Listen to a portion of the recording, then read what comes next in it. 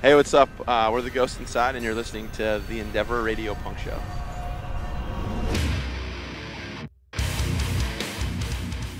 You're listening to the Punk Show on Endeavour Radio, and I'm currently sitting with the Ghost Inside.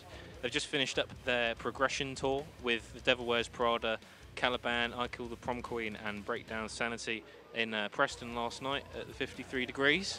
Apparently, it was everyone was bouncing, according to Haley at Public City PR. So that was apparently that's been that you smashed it there, and you've also smashed it on the Take Action tour throughout the US with the Devil Wears Prada, I Kill the Prom Queen, and Danger Kids, and now we're at Slam Dunk Festival, and we all know how much we're really looking forward to slaying the Monster Energy stage. So how much are you looking forward to sort of playing alongside all your buddies you've been missing for so long? It's very cool to come and do festivals like this and play with bands like Bury Tomorrow that we toured with last year but we haven't really seen since, to play with a band like Letlive that we've grown up with, and we're always like missing them on tours, like when they play shows in the hometown, like we're out, or like, and vice versa. So it's cool to get all your friends in one place on one day and get a chance to see each other play and hang out and go find Nando's together. Love Nando's. You love Nando's. Is that what the UK is all about? I love it. It's we don't have it in the States. We have it like one on the, other side of the country, so it's like 3,000 miles away from me. But yeah, it's I just love eating there. Definitely worth the 3,000 miles. Definitely worth it. Yeah. So what bands are you going to be checking out later on today at Slam Dunk? I've been really big into state champs lately. I'm a sucker for some really good pop punk, and I'm excited to see them. And our buddies in Landscapes too. We toured with them. We did that same Bury Tomorrow tour with them a long time, about a year ago. And I was into their band when we toured with them, and then as soon as we got off tour with them, I just fell in love with their record. So I'm really excited to see them again as a fan, as opposed to just tour mates. So should be cool. What's been I know you've just finished up the progression tour. So what was the most memorable moment of that tour for you? We played a show in Leipzig, Germany, at a venue we've played a few times. Like, we supported Parkway Drive there, we supported A Day to Remember there, and it was one of the biggest shows on both of those tours. But we were just kind of an opening act. Like, we're just warming up the crowd for A Day to Remember. Like, the kids at that show think our band is cool, but they just can't wait for the hits to come out. And this show, it felt like it was our show, and kids went wild. The room was packed out. Like, it was cool. It was a cool moment to like see that progression of our band, like following in the footsteps of those bands that we look up to that have taken us on tour. Wicked.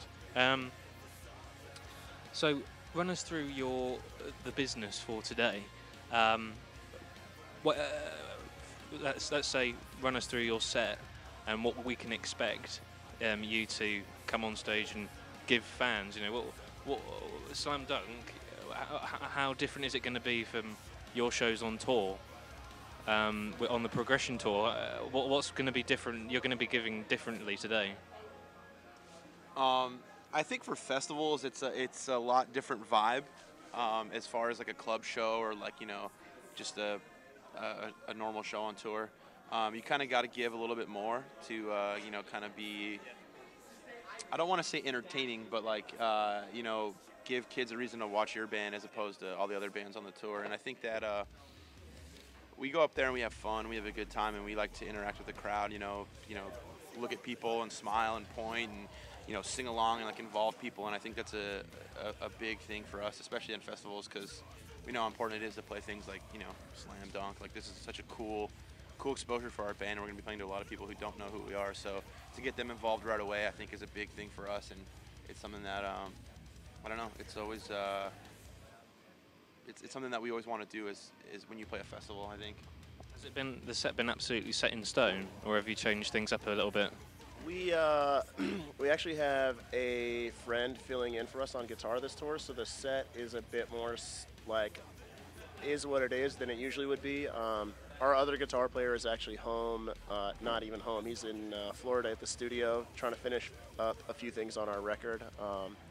and this was kind of the only time frame to get it done because we want this record out as soon as possible. So our friend Chris Ruby from the Endeavour Wears Prada has played all these shows for us on this tour. He knows kind of like the songs that are in the set and not many others, so we're just kind of rolling with the same thing. We're confident that we're playing the songs kids want to hear and that it's got a good flow to it.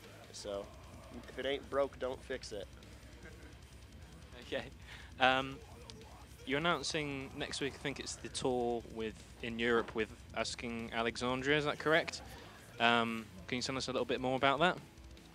Yeah, it's a tour with, like you said, Asking Alexandria, and it's cool for us because them being a British band, they're doing a 2-week tour of the United Kingdom, and it's not something that typically a band who's, I guess, not from the UK can do. You know, like anytime we've ever come in, we've only been able to play the major cities, 4 or 5 shows tops, So it's cool to be able to spend some time in the UK and kind of just soak it all in, see new places, play new places, just like I said, spend 2 weeks here as opposed to like, in and out, that's how kind of how it feels every time we come over here. So I'm excited for that personally, and I know that, Asking Alexandria, does really well over here, and they're, the shows are going to be sick, and I'm looking forward to that a lot.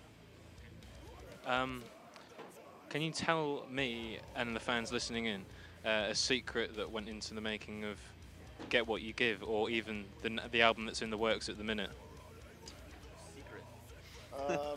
I think the secret weapon, to be totally honest, on both of these records is Andrew Wade, who is sometimes listed as just an engineer, but really is a producer and in some ways a co-writer, and really contributes a lot of ideas that push our sound to the next level. Like, we're a pretty straightforward 5-piece rock hardcore band, and Andrew really knows what our band should sound like and how to help us achieve that sound. Like, he knows like what maybe even better than we do, like what we're hearing in our head when we're writing a riff, and he's like, okay, this is how we achieve that. And I think he's really been the secret weapon that has brought like our vision to the wax, if you will. From being here so far at the Slam Dunk Festival, do you think they've done a pretty good job with it, organising it and setting it all up? To be entirely honest, I woke up not too long ago. Right, okay. So I woke up and it was been pissing rain, so I didn't really have too much desire to go walk around right now. But yeah, we come into the the press area over here. We saw the different stages that laid out, and some different vendors and stuff, and kids seem to be having a good time. And I'm excited to look around later and see some more bands, and yeah, just hang out at this festival. It looks, so far from what I've seen, it's been cool, but like I said, I haven't seen much because I've haven't been away for too long. Maybe Jim knows more. They should have invested in that weather control machine because this rain sucks. That's the UK for you, though. Yeah, it's not our first rodeo here, but I mean, the festival's laid out cool. I feel like if the rain wasn't kind of forcing everyone inside, that it's a standard festival. There's a couple outside tents, couple indoor stages, and a whole bunch of merch strewn about. A fan's written in from Australia. His name is Charbel Issa, and he's written in to us and asked Vigil, in reference to your song Between the Lines. Can imagine what's coming.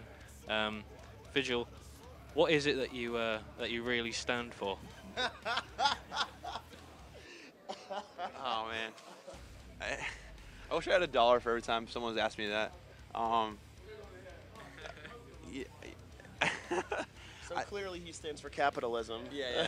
No, I just stand for individuality, just for being yourself. I think that's a big part of what the message behind our band is kind of like, this world is so easy to kind of mold you into something that you do necessarily not or don't want to be. And I think that if you just stay true to who you are, I think that things will work out in the end. I'm a big fan of just having faith in yourself and what you want to do in this life, because it really is boils down to just being your life. So I think what I stand for is definitely just for being who you are and being proud of that.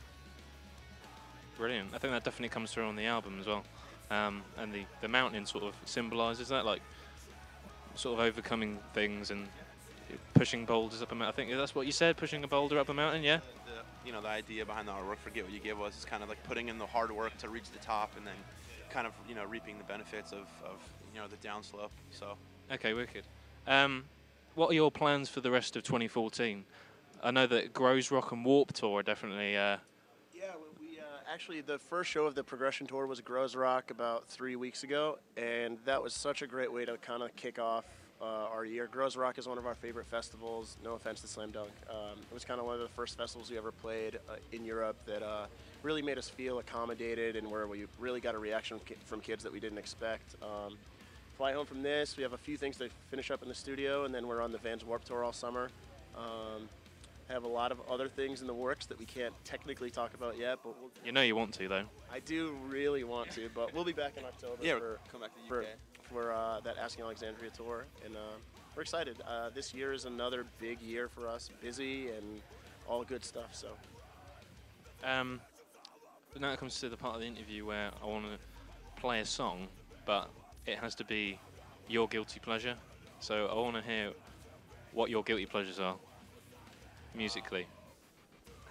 Oh man. Okay, so I just found out about this this artist the other day, and at first I was so appalled and I hated it so much. But then, I don't know, out of nowhere, it just stuck in my head, and I actually kind of like it. But it's have you heard that song by Iggy Azalea? Yeah. The Fancy song? Yeah. I usually, like I said, when I first heard it, I was so like, this is so horrible. But for some reason, I don't know. I just love it. I don't know. You want to announce that one for me for the show? You're going to play it on the show? Of course, yeah. You've been listening to the Ghost Inside chat with me on the Punk Show on Endeavour Radio. The Ghost Inside's current face melter of an album, which is called Get What You Give, is out now via Epitaph Records at epitaph.com. Thanks, guys, and best of luck to the set later on today at Slam Dunk. Cheers, man. No worries.